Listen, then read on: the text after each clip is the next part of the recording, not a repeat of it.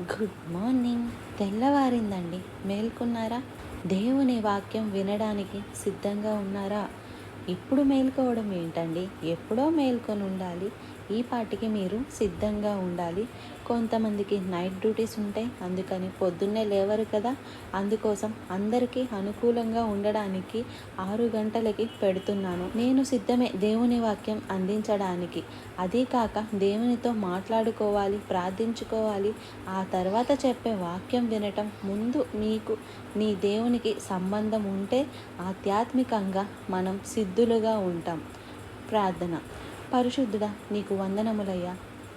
గొప్ప నామాలను ధ్యానిస్తుండగా ఎంత గొప్ప దేవుడవని గుర్తించి నిన్ను స్తుతిస్తున్నాము. మా కొరకు నాయన నీ గొప్పతనాన్ని, నీ మహిమను, నీ సింహాసనాన్ని వదిలి నాయన ఈ లోకానికి వచ్చి మా కొరకు నీతిగా మారావని